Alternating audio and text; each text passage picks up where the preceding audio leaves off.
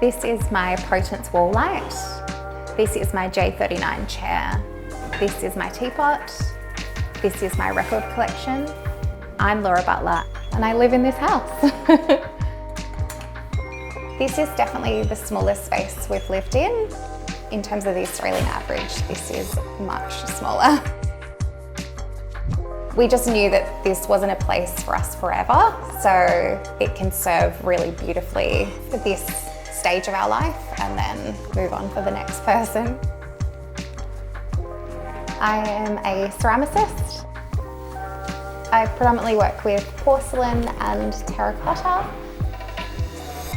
I live here with my partner Aman, my cat Eric and my dog Annie. If you're a fan of this Never Too Small episode, our new book is perfect for you. Discover our top 30 small footprint homes, available at the Never Too Small store. Particularly in the beginning, Aman really liked the idea of the pink house, so we've definitely kept that, just kind of repaired where necessary.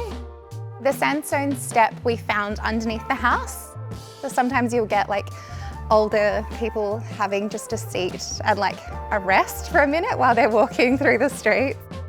I have herbs and vegetables out the front and a few kind of flowering plants. So I really invite the neighbourhood to grab what they want. Because it's such a small laneway, it was often becoming like a dumping ground for when people would move out. They would leave their stuff ready for council pickups. So we got sick of it being a dumping ground. So we really wanted to kind of add to the greenery. Come on in. So we've spent a little bit of time in Japan and we really enjoyed their style of architecture. I think their ethos of seeking entertainment outside the property and keeping the inside as a very tranquil, relaxing space just to really recharge was our main inspiration. We liked the idea of still having sun but having some sort of privacy. So particularly in the evenings, we'll leave the top one open and just close the bottom. The street level is quite a bit lower, so people can walk past when the door is closed and you still get that light and like kind of sense of the street without feeling like you're being watched. I designed the little hooks. We always like somewhere to put your bag when you first come in, so these were part of the hardware design just to match with the door handles and all the bathroom hardware, and then it kind of just hides behind the door. We really liked the idea of the large kind of sideboard. We didn't really feel the need for added storage underneath. Our little daybed sofa. So I particularly love the work of Donald Judd, who is an American furniture maker and designer. His daybeds are quite a bit larger. So this is like a 10% sized down version. Our builder made it with the leftover veneer from the project. The records. This has kind of been a fairly new thing for us. So we're slowly building our collection, but this one is a particular favourite new piece. So this was gifted to me for my birthday. We've probably increased our storage in terms of what the house had prior. I don't think it's forced much change.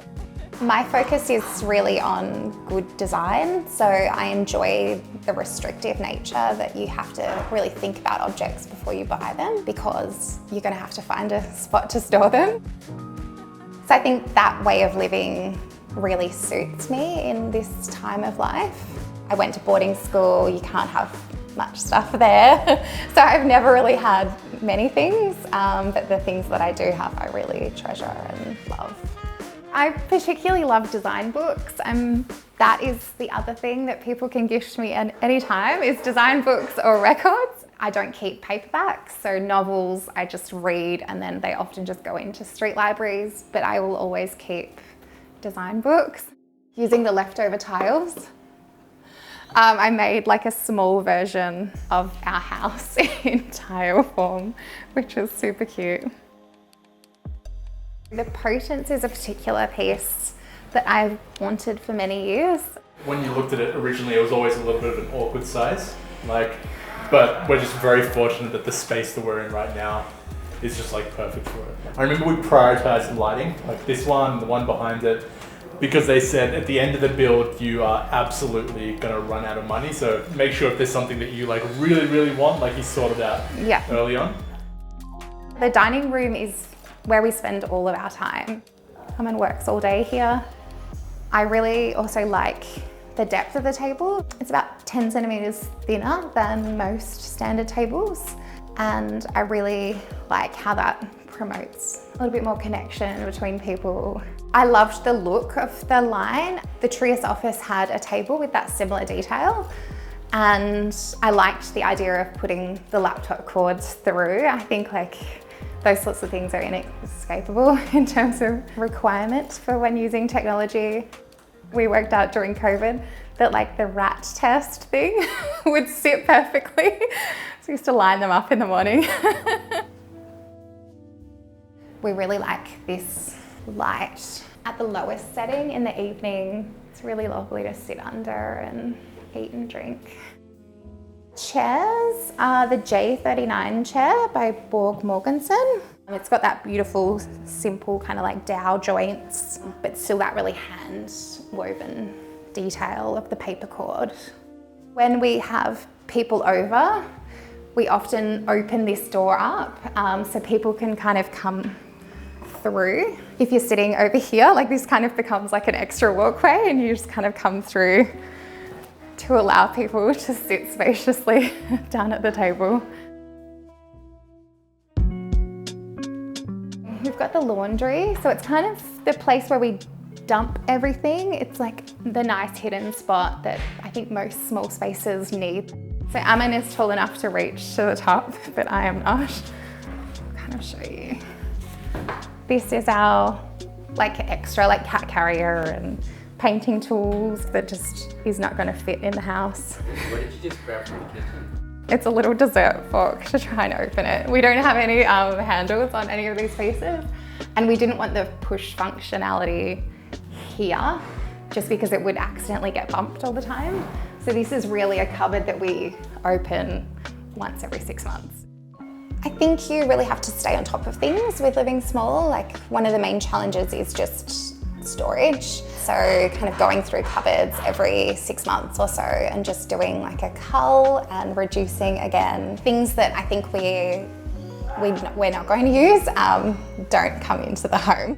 In terms of community, it's been really great because neighbours will kind of share ingredients and kind of share equipment for things. Not everyone needs to have a pressure cleaner. So we all kind of use the neighbours to clean our car and yeah, things like that. It's been really beautiful.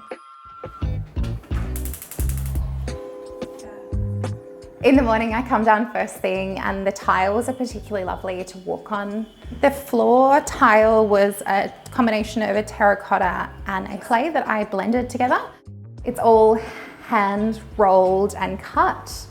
Had you made floor tiles before? No, never. So I've got like a whole box of different tiles that I chose. And it was during lockdown, so me and Jen laid out all the tile options on the ground outside of their Trias office and like picked which ones we like with the paint colour and the timbers. Everything's kind of set out really quite simply. I've got my pantry, so it's all ready to go. We purchased this kettle probably about 10 years ago from Japan. I really love cast iron and just the historical nature of cast iron, how it's so functional, and I don't particularly like the look of kettles. So this is a nice benchtop alternative. We did have a 4-burner stove prior in the house, and we found we were just using the 2 anyway. We've got the little fridge here. Everything is kind of stored within. We tend not to store too much food at a time, and then it's just a matter of often just texting Aman throughout the day, being like, which ingredients do we have? But if you don't have much, you kind of remember what's available. He wants food again. I'm not someone who has a lot of appliances, so we don't have a microwave, so that was part of like adapting our way of living. I started making pasta. You've got a pasta roller and that takes up possibly more space than what is necessary, but I think it's a good value add. The only thing that I would say that I miss is a lot of freezer space. So sometimes, like heat of summer, you want like icy poles and we cannot fit many icy poles. The freezer is just this little section right up the top. You just go to the convenience store if you want an ice cream. We've got a little slide out bin, so just garbage and recycling. Try to keep it really simple. The brassy is quite an interesting feature. It's a really living material. It's changed a lot. When we first got it, it was like that very high, polished, almost like a mirror-like finish. It's kind of getting a little bit green. Things will stain on it, which we love. The design process allowed us to think about all the components of the house and really like scaling them in terms of what we want and how we live. The kitchen would be considered small for most people, but the large bench top allows it to be really functional, and there's lots of bench space for me to work on, so that is kind of my domain. The open shelf, I think it was something that I was just seeing in a lot of homes. The added bonus is I can store all of my porcelain pieces on the bench. The piece behind me is something I created not long after living in the space. This was the alternate clay that was an option for the wall tiles. The redness is caused by the iron content, and where the glaze thins, it breaks. And the tiles outside? Yes, they are just a white gloss. So I created that glaze, and during the tile making process, the build was during the second lockdown that we had in Sydney. So I had to live at the studio for 6 weeks and I camped on like a camp bed. Yes, I'm mental. Because we really had to get it done. I didn't want to cause any other delays to the build. I lived there for 6 weeks and just made tiles all day, every day. First thing in the morning, I'll always come down and open this little hatch. It's really great just to get some airflow, especially if you're working in the kitchen. It gets all the smells out, which is important in such a small space. These sandstone steppers, we went to like a quarry and this real old stonemason was there. We just kind of picked out 3 kind of small little sandstone steps and he was like, you can have them for free, they are my rubble pile. I kind of let things go as they like. I clearly have a few caterpillars enjoying the plants at the moment. I think particularly with these small properties, people have the tendency to want to add, to go up or out. Out was definitely not a possibility for us. We were already built to the boundary. We didn't want to add bedrooms or try and fit too many things in. We're really focused on keeping it a small but very useful and easy to live in space. This is our whole zone for sleeping and bathing.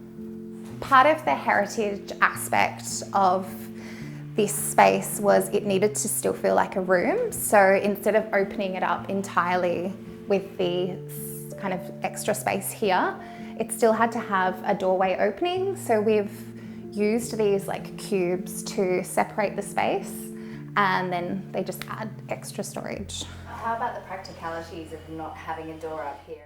We've occasionally had friends like stay on the sofa for a few nights, and it's just a matter of keeping this space as like a private setting. So it works great for just the 2 of us because we're a couple and it's fun to be up here with each other.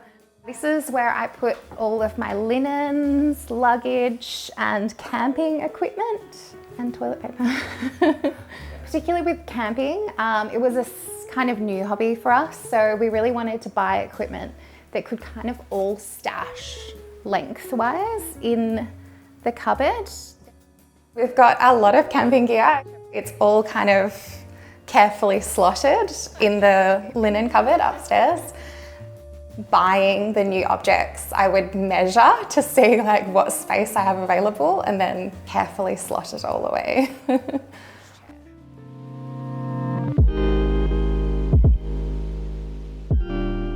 The sink was kind of put in because I really didn't like a lot of the wall hung sinks that were available at the time. They were often quite small. The builders were a little bit perplexed when they were asking kind of what mirror I wanted mounted, and I said no, nothing, because we've got a little hidden mirror inside. Plus we've also got that main mirror in the bedroom that is only a few steps away. The cat toilet and the human toilet. We added this glass partition after living here for a little bit. We noticed that there was some water spilling out, and it's just a really great protection for the floor, but also just can be brought out just to give ourselves more space. This outlook is particularly beautiful. I often just open them up first thing in the morning. We really wanted to try and make the building as sustainable as possible.